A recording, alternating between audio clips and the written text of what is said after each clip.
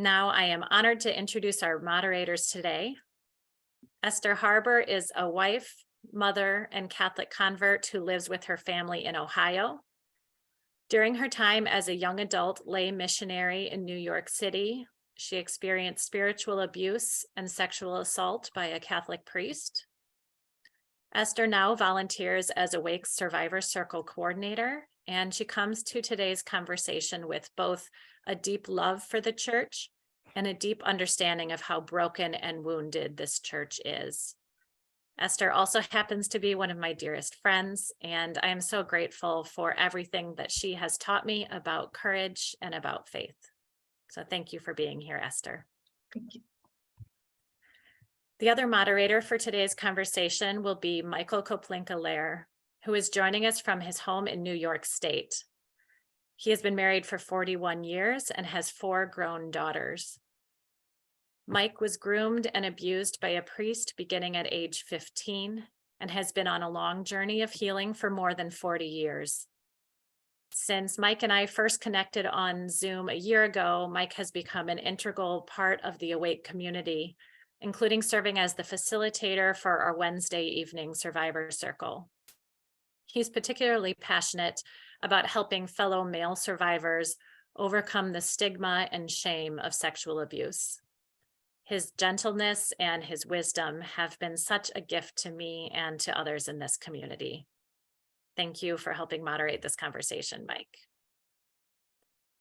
Finally, I am honored to introduce Father Hans Zollner. He is a Jesuit from Germany and one of the leading figures in Rome working to address sexual abuse in the Catholic Church. A psychologist and licensed psychotherapist, Father Zollner is founder and president of the Institute of Anthropology, Interdisciplinary Studies on Human Dignity and Care at the Pontifical Gregorian University in Rome. This academic institute focuses on educating church leaders from around the world to safeguard against abuse. Since 2014, he has also been a member of the Pontifical Commission for the Protection of Minors, an advisory body to Pope Francis. Father Zollner and I connected on Zoom last March, and we had a frank conversation about overcoming resistance by church leaders, bringing greater attention to abuse of adults, and prioritizing the voices and needs of victim survivors. While Father Zollner speaks extensively in many settings around the world, we invited him to be part of this event so that survivors would have the opportunity to ask him questions directly. So now let's begin our conversation, and I will turn to you first, Esther, to get us started. Thank you so much, Sarah. And thank you, Father Zollner, for being with us tonight. We'll start right off the bat with many abuse survivors and advocates are often faced with an attitude among Catholic clergy and also the laity in the church that the abuse in the church is an issue of the past, that we fixed the problem and it's time to move on. Do you think this is an accurate description of the situation in the church today? Yeah, first, I would like to thank all of you who have organized this event and for the invitation. And I would also acknowledge all the survivors who are in this conversation now, listening and participating. As to your question, of course, that is not true. First and foremost, it is not true if we talk about the Catholic Church as a whole, as a worldwide institution. Actually, in many parts of the world, within church and society, we have not yet started to talk about sexual abuse of minors and of vulnerable persons. In many parts of the world, I would say in the majority of countries, sexuality is a taboo, even more so sexual misbehavior, and most of all, sexual misbehavior of authority figures, including clergy, religious, and others in authority. So if you talk about the Catholic Church worldwide, surely we are, I would say, we are just at the beginning.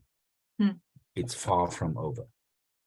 And even in countries like the US, Canada, or in some parts of Western and Central Europe, where the conversation, the attention, the sensitivity about the reality of sexual abuse has been present for 40, 30, 20, 13 years, like in my country, to a great extent, also in the public attention.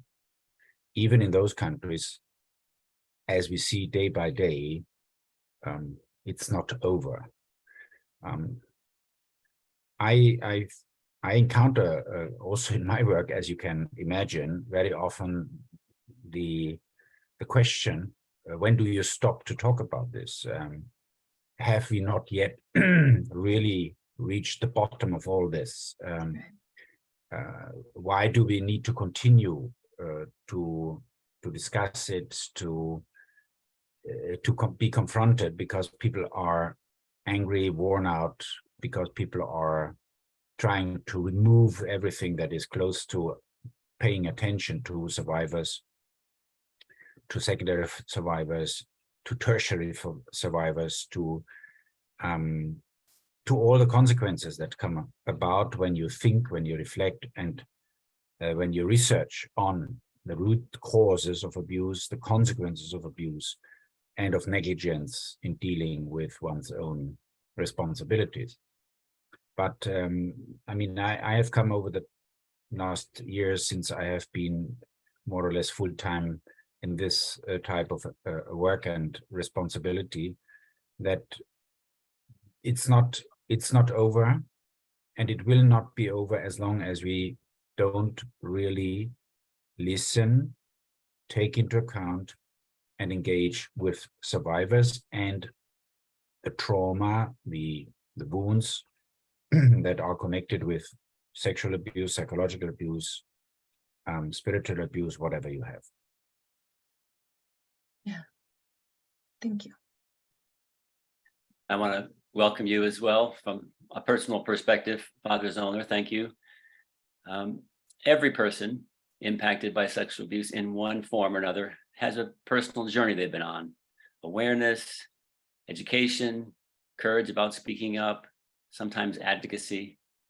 Be interested to hear what led you to focus on this work, and how have survivors moved you, helped you grow in your understanding of the problem over the years?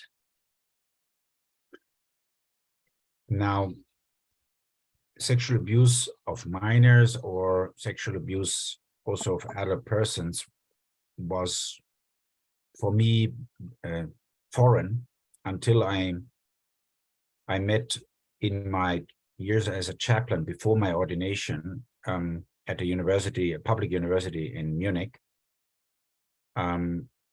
somebody who I accompanied spiritually, a young woman from Brazil who was studying in Munich. And at a certain point, she came to meet me for the regular meeting and just collapsed, crying, and I really didn't understand what was going on. So that was before I trained as a psychologist and whatever you have. So I just tried to be with the person and to not to interfere too much and not to make more mistakes or make it worse.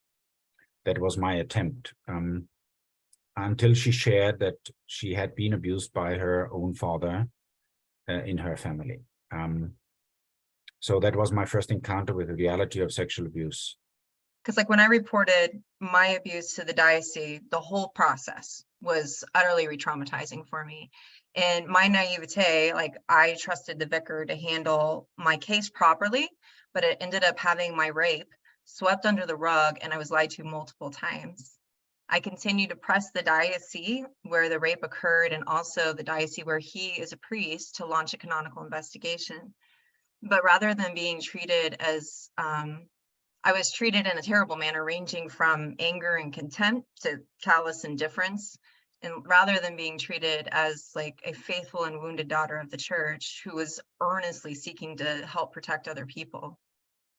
Unfortunately, I know my situation isn't unique. And for many victim survivors, even today, the experience of reporting their abuse is re-traumatizing and sometimes as harmful as the abuse itself. So like, what can specifically church leadership do to make the process more compassionate for survivors as they come forward? What they can do is, first and foremost, that they realize that people who come to disclose the abuse that they have suffered need to be accepted and welcomed and listened to. Unfortunately, I confirm, I mean, I'm, as some of you know, I'm in constant contact with many survivors, and many of them report the same, what you have described, many. And it should be certainly different within the church context, within a Christian context, within a context in which we say, we believe, we preach that Christians in the church and the church itself should be a safe haven and should be also welcoming, especially those who have been wounded and maybe even more so have been wounded within the church and by church representatives. So what one can do in whatever position, as a bishop, as a provincial, as a school director, as whatever, in whatever capacity, vicar general, whatever, is just sit down and listen, and then try to adjust whatever response you can give to what the person is expecting you to do. Now, I have also to say that it is not so easy to find out what these survivors want the church to do, because many survivors have very different expectations and they voice them very differently. But of course, my main concern is how can we really learn to act, to react, to welcome in a manner that is emotionally and empathetically appropriate. I mean, this is true for the church. This is true for other settings. Unfortunately, I hear also stories from other denominations and religions, and I hear also from the state, let me say, legislative journey, the trials, and that it is very, very often not survivor-centered and not survivor-sensitive. And I mean, the church, the Catholic Church, should be at the forefront of helping to understand what that means being survivor-centered. We are far away. And I have to add that for the type of society and law system that you have in North America and mostly in the Anglo-Saxon world, where I would call it, where you have litigious societies, where the law and the trials and money in compensation is very often at the forefront of the interest of people inside the church, that they don't see the human necessity, the religious, the spiritual challenge to welcome people who have been harmed in their body, in their psyche, in their existential way of understanding, finding a meaning in their lives, and in coping with the challenges of life. So what I want to say is, it is so hard, first for many men, especially in the church, but sometimes also for women in the church, to realize the depth of the emotional wound and to get at a level of not only accepting, but entering into that space and living it with the survivor who discloses it, and not running away, and being with an open, not only open ear and open mind, but also with an open heart, present to the person, whatever that takes. Secondly, it is very difficult in this country, especially in the United States, in which I am at this point, because the demands of law are specifically present to many in the church, who think that this is the most important priority that they have to attend to, the advice of lawyers.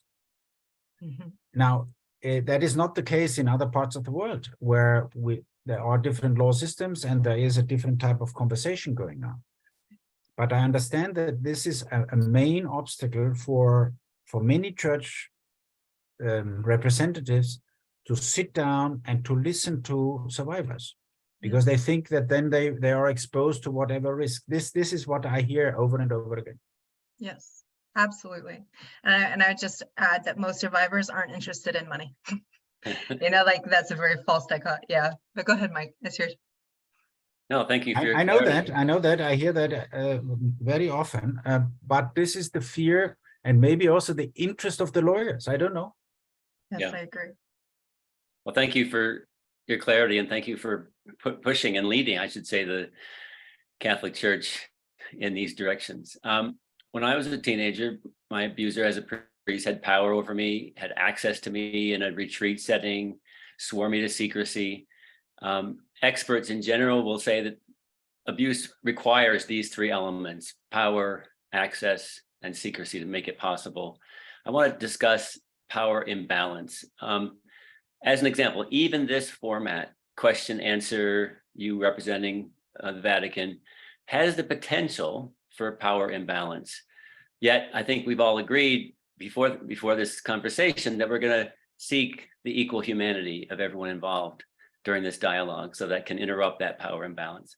But what do you think Catholics need to understand about the way power imbalance is part of the problem? And what do you think clergy and lay people can do to address this? Yeah, I have been thinking and writing a little bit about that over the last years, because this is one of the examples where over the years, different aspects, I don't say new aspects, but different aspects came into the focus of our attention. The attention of the public discussion, and the attention of the voices of survivors, and the attention of those who are trying to educate and formate in the area of safeguarding. And one of them is power. Yeah. And so one, power will not go away. Power is always there. And in each interaction, there is necessarily power present. And we cannot deny, we cannot create a world in which power disappears. Secondly, there will always be power imbalance.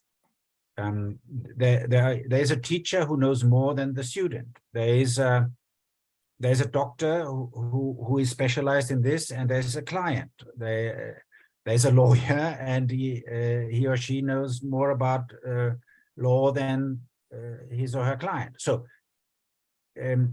imbalance will not disappear.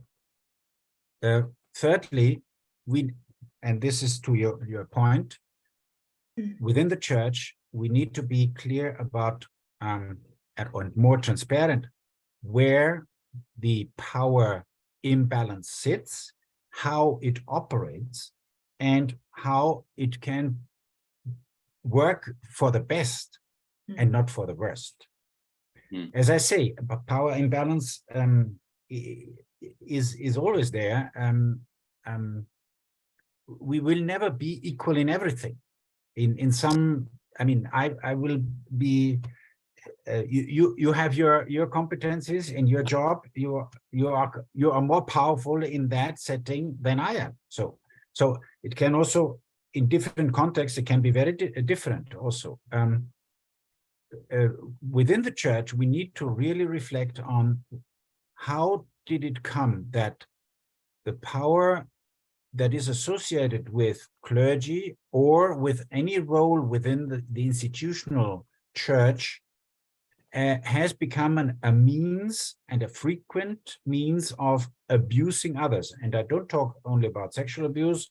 I talk also about harassment, about labor, how to say, taking advantage of people in labor positions, employees, and so forth. So how come that such a central human reality like power has gotten so little attention in terms of acknowledging that power is there, describing what the power should look like and the exercise of power should lead to? How, thirdly, how we can avoid abuse of power, especially within the church that pretends to serve people. I mean, this is as you know, this is a slogan that I'm not in.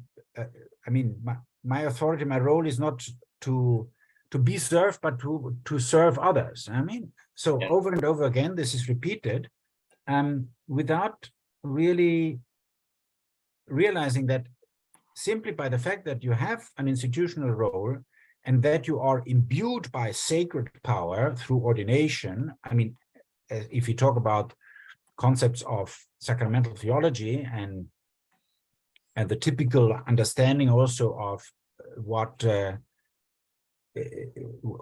priest or what clergy is in general, that you are more powerful and you are regarded more whatever, holy, more impeccable, and so forth. And you can allow yourself whatever you wish because you are more holy or you are more powerful. This is and this has played out over and over again, as you say, and as you have described it for your own life and in your own experience. This is really so harmful. And I mean, it's just astounding to see that, for example, we don't have a spirituality of power in the church, but in no church, in no denomination, you have a spirituality of power, as in the Western denominations, so Catholic and Protestantism, basically, there is hardly any theology of childhood, but this is another thing. So how can we not only talk about it, not only preach about it, not only pretend to be powerless, because we serve, supposedly we serve the poor, we serve the people of God. No, how can it be really? How can it become a central piece also of the lifestyle and the self-understanding of clergy and of the church itself? Because this is what church is all about. And it is very hard to understand why we have gotten so far away from that. Yeah, this leads really well into the next question. Because like you said, the power differential, like we have to, and then we acknowledge that between a priest who stands in persona Christi holds this like automatic power, you know? So in my experience, and also the experience of many survivors, the adult victims are often portrayed as seducers or partners in affair. But many in the church and church leadership and laity alike fail to see that power differential that we were just talking about, but also the grooming, the weaponizing of the faith, the spiritual abuse that often takes place that surrounds the abuse coming up to it. This furthers but the stigma that they're accused of being a seducer or in an affair with a priest furthers the shame and deepens that wound of the survivor. But do you see progress being made in the church at all in the understanding of the abuse of adults? And like, what can we do to help bring about a change in that perspective? Yeah, your description is really very accurate. I think there is change happening. As usual, it is too slow. and it is too inconsistent. Hmm. I mean, there is change even at the level of church law. Since 2019, since was Estis Lux Mundi, a universal law, we have at least mention of the reality of what is called in that law vulnerable person. And it is acknowledged that there is sexual abuse and other types of abuse happening against vulnerable persons.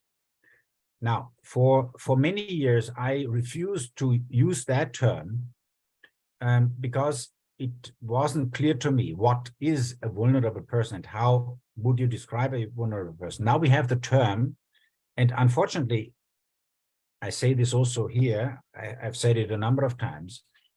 For me, the definition that is given now in church law is so broad that it is not helpful because it includes basically everybody. I mean, if you read, shouldn't it though? Because like if you're a therapist and you have sex with a patient, like there's a power differential there because that therapist always maintains that power.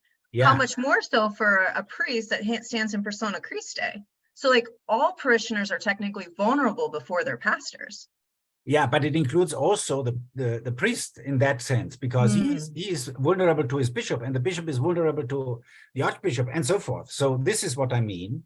It's not, I mean, it's as broad as you can get, and that is not really helpful. Okay. And the practical problem is, how do you measure that type of power abuse? How do you measure that? I was talking to a civil lawyer on this, and she said it is impossible to gauge when, for example, you are in a labor relationship, you are employed by somebody, and your supervisor, your boss, tells you do this. When does this become abusive? So at what degree of insistence? How is it defined? What is overstepping boundaries, not respecting the dignity of the person? I mean, it is clear in some cases, but in many cases, it is not as clear as we wish. Right. And therefore, it is, I think, as I said, we have made the fundamental progress that we talk about vulnerable persons. I would rather prefer something else as the concept. The person at risk, for example, or in a situation at risk. Because otherwise, I mean, you are labeled, tagged as vulnerable. But do you really want to be a vulnerable person because you are a woman and because you are a parishioner? I don't think so. But the specific situation in which, for example, you ask for spiritual advice and then this priest takes advantage of you, that makes this situation makes the makes the risk bigger of being abused, and that would be perhaps more helpful. I'm not at the end of my reflection with this, because of course I use the term now, but with a certain hesitancy, because it's not crystal clear for me how we can use it so that it really makes sense and really protects people. Yeah, I could talk to you about it for hours, but thank you for sharing that. I'll pass it on to Mike now. Thank you. I've often reflected that there's what I call a blanket of 4 S's, shame, stigma, silence, and secrecy, kind of laid over the entire planet around the topic of sex, but also the topic of sexual abuse.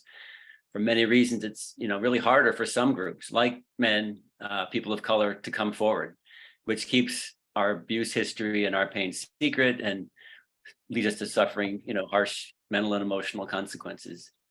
What barriers still exist to people coming forward about their abuse, whether to make a report or even just to tell loved ones?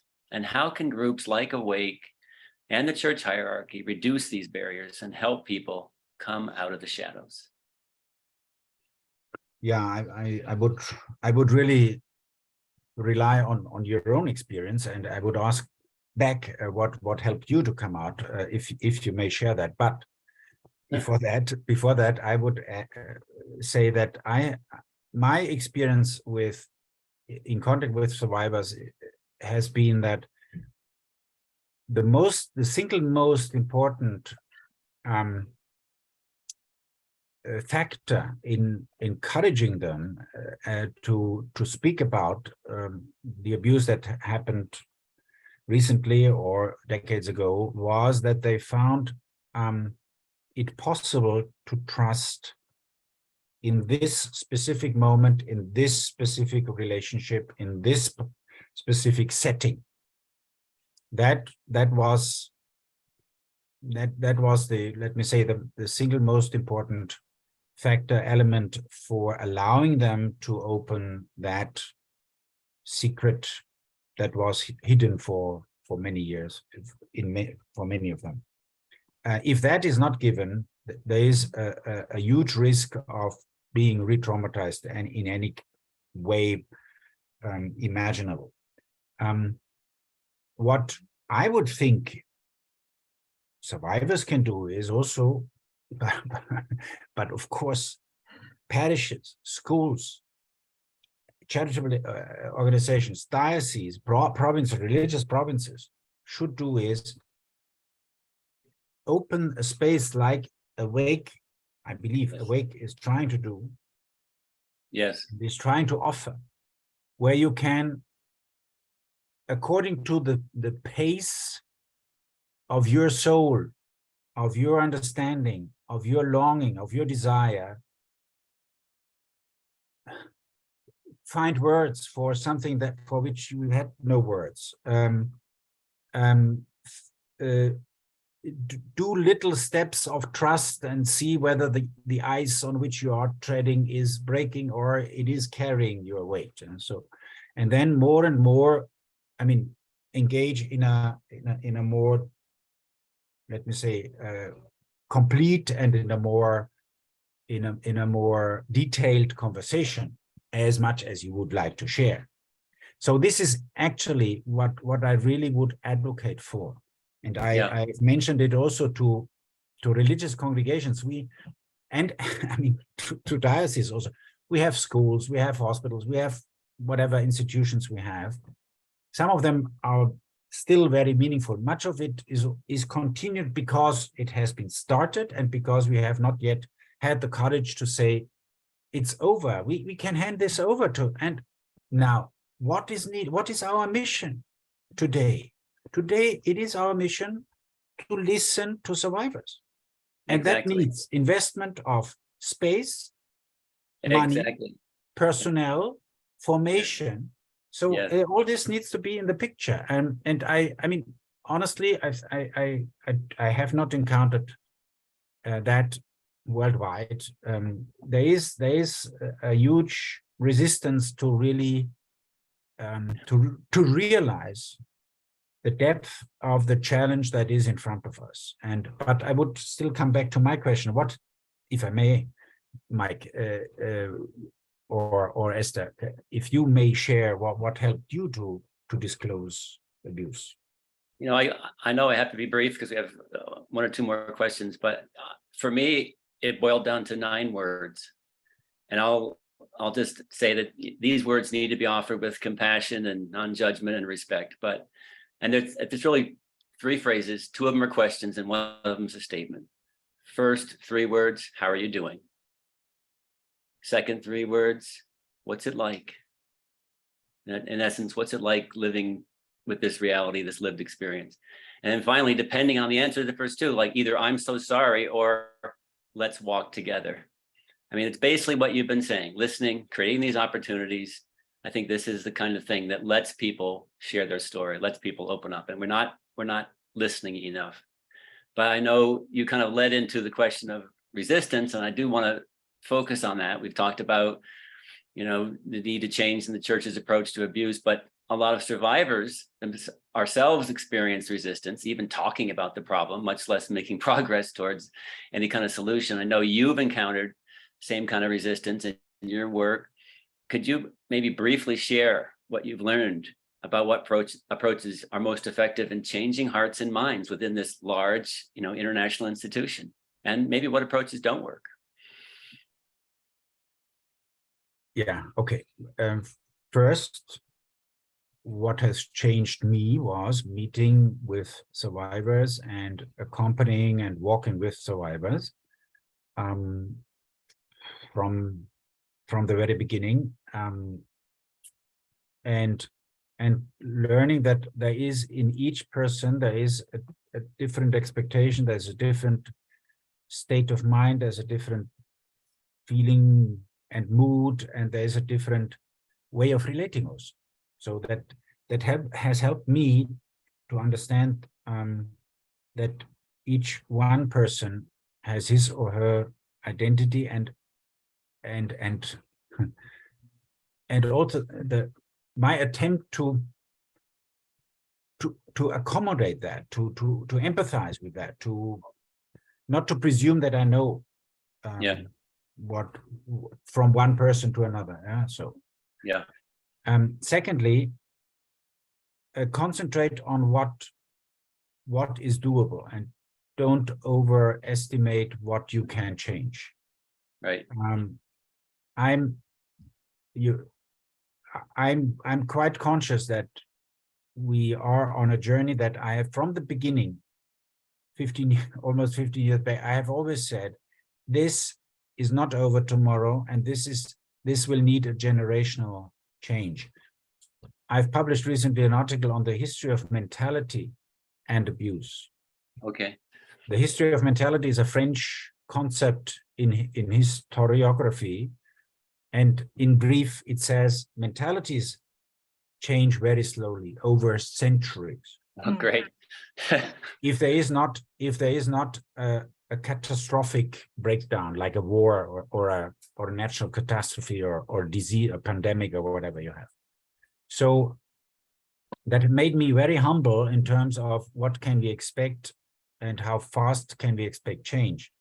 I understand fully, and I see it myself, that we as Catholic Church, we are so slow in that change with regard to listening to victims and really drawing the consequences from that. Also as an institution, not only as persons, but also coming back to the question of the power abuse, how we can control power in a respectful and in a meaningful way.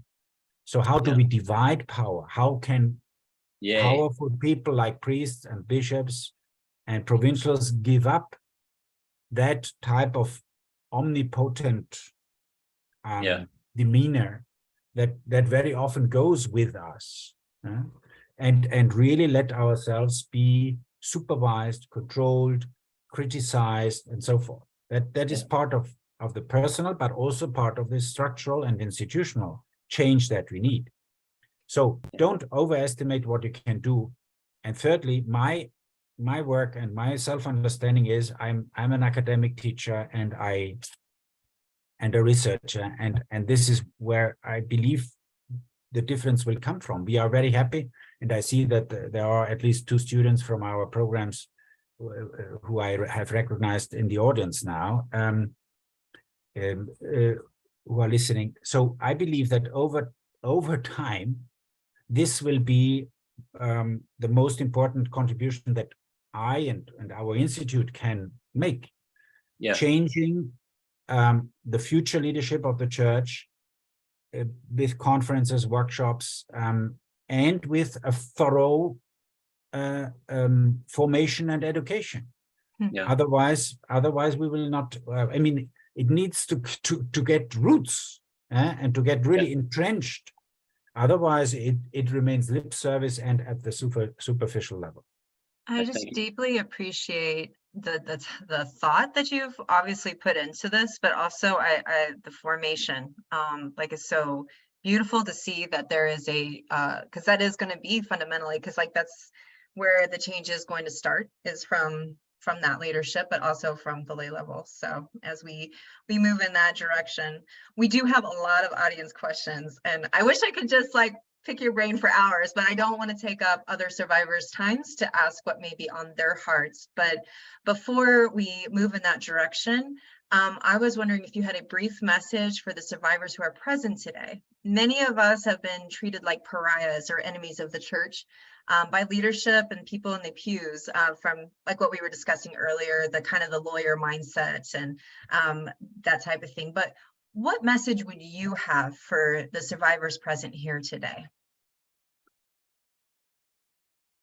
The main message that I would like to deliver is this. Be aware how much you have already achieved and value where you are and who you are and with whom you have journeyed. I mean, I understand that this may be quite difficult sometimes to believe that all this has already happened. But in my own experience and in accompanying people, I think it is very important to realize the steps that one has taken. We take that then for granted. But in Italian, there's a beautiful expression, to make a treasure out of that, what one has received. Also in the sense of what you have achieved. And I would really hope that you can focus and value that what you have already gone through with your own capacities, with your own energy, with your own persistence, despite all what was against you. And be aware that God is working in that. Thank you. Thank you so much, Father. I really appreciate those words. And we'll hand it back over to Sarah and she'll introduce the next part of the conversation. Thanks so much, Esther and Mike, for facilitating that. And Father Zollner, we have received many questions from survivors, both through the chat today and also through the registration form. And so I know we're not going to be able to get through all of them today, but I do want to highlight some that we're hearing repeatedly. So the first thing, kind of the most common question actually that I saw, especially on people's registration forms, are comments and objections from survivors about how their particular situation was or is currently being mishandled. So while we know that you can't personally respond to every case, I'm wondering what you would say to those who have experienced a disparity between what church leaders say they will do and what they actually do. Specifically, I think some people are wondering do they have any recourse if they feel their case is being covered up or mishandled by the diocese or religious order? Do you have any advice that you would give in those situations? The first thing is document everything. So whatever conversation you have had, whatever letter you have written, whatever message you have sent, document that. And document what you have gotten as a reply or whether there was no reply at all. Secondly, there is recourse, there is some type of recourse, especially in cases where there is negligence by diocese or by religious congregations. With the law was Estis Lux Mundi, that in theory there is recourse. So if it, in brief, if a bishop is accused of mishandling a case of allegations of abuse, he can be reported to the archbishop of that region. If it is the archbishop can be reported to the next oldest in office bishop of the region. And if that doesn't work, one can also write to the nuncio, the papal ambassador in the country. In principle, that's open. But I can also tell you that very often I realize that it's not working. And what many of you have experienced, and what I also experience in quite a number of instances, is that you go from door to door and you try to find entrance, and you try to find people who listen to you, but the doors are closed or you are passed on to the next one. In principle, it's basically clear who is responsible for the handling of allegations in a diocese, in a religious congregation, in a lay association. So there are levels, but the church, as many of you have come to know, have learned in a bitter way, is not one where the clarity of the proceeding is so developed that you would know if there's a lack of responsibility here, I can go to this and to that office, and then there are consequences for the other levels. I have learned this lack of accountability when we prepared the Child Protection Summit in 2018-19, and we tried to translate the word accountability into Italian, Spanish, and French, the other official languages of the conference besides English. And there is no word of there is no noun that would translate accountability into any of these Romanic languages. Now, you understand that these are the languages plus Portuguese in which most Catholics talk and think and act. So the concept of accountability as such is foreign to that type of culture. And that type of culture has very much impinged on the Catholic Church because it is a Roman Catholic church that is very much imbued by the context and the culture and the mentality of that context. And it is a huge challenge, I believe, to talk more about the responsibility and the accountability, and not only have it in principle addressed as we have it now, to some extent at least, but really make it functional.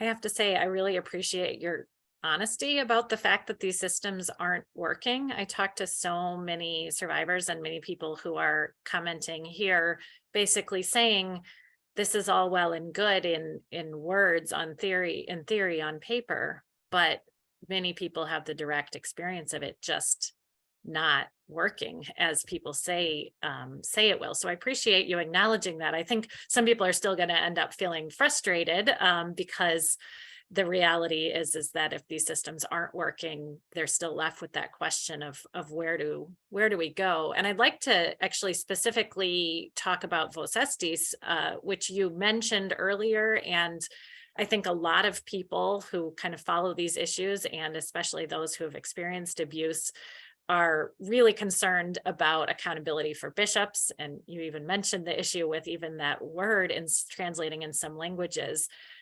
But accountability for those who have engaged in covering up or minimizing abuse. And you mentioned Vos Estis and those new rules, which gave, I think, some people hope that there would be now a system in which there would be accountability for bishops. But I know a lot of people have been left feeling disappointed. And, one audience member is asking in particular why it seems that Vos Estis is not being applied consistently around the globe and not being applied with any kind of transparency. And we know that you're not in charge of making that happen, but I guess I'm wondering if you can speak to that reality of the promises of Vos Estis and then how it's actually being played out today in the church. Yeah, it is. I mean, I agree that is not really consistent. There are some countries like in Poland where about 10 bishops have been basically dismissed because of allegations in the context of the Vos Estis procedures. So that because of negligence or in the office and of cover-up, but in many other places it's not happening. Or, as you say, it's also hard to know when a bishop steps down or is supposed to be dismissed, for what reason, because the other side of the coin is that we don't have that transparency, and very often it is connected to something that I would describe as complicity in just trying to preserve the good name of one particular person. You don't talk badly about this person. You don't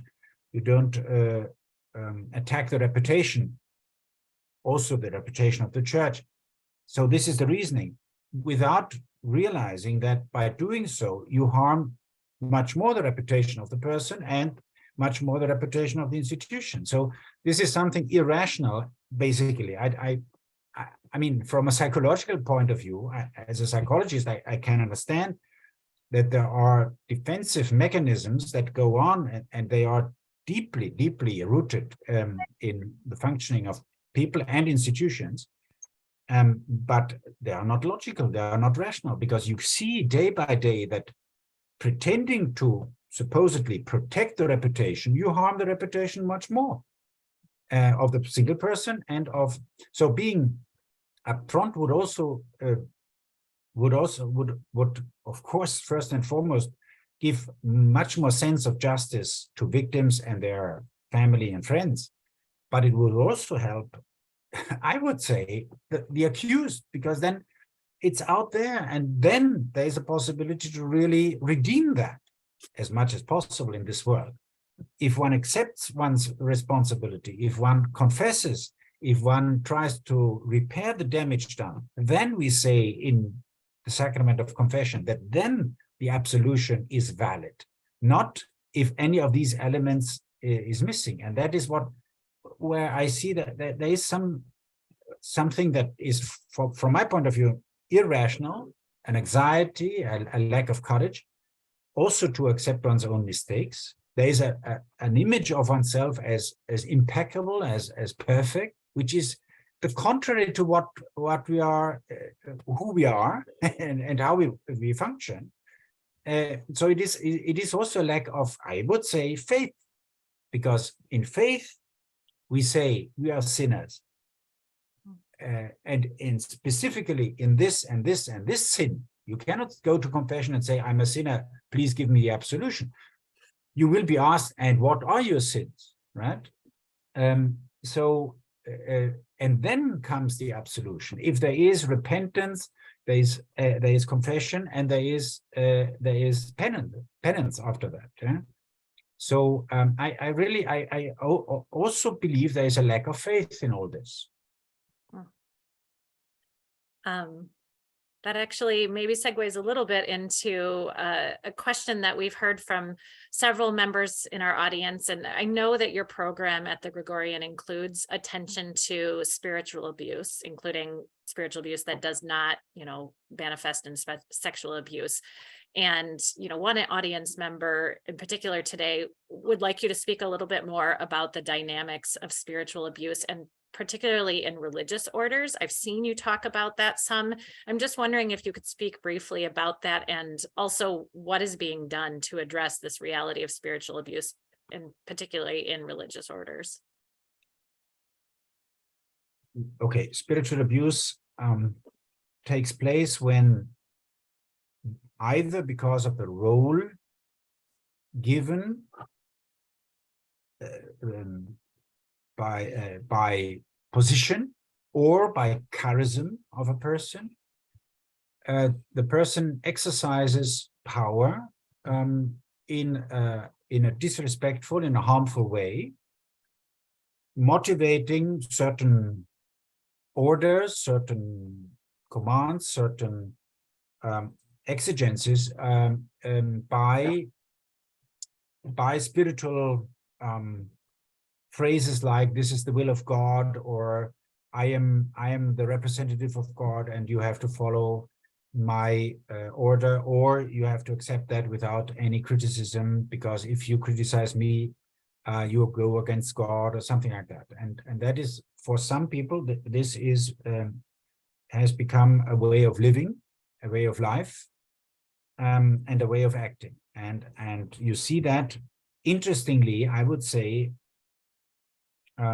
we have seen over the last 20, 30 years, many of the so-called new religious communities in which the charismatic figure had become such an important person that all were deferential and submissive, and there was no there was no criticism, and basically the same dynamic played out as in families where abuse was hidden and could not be addressed properly.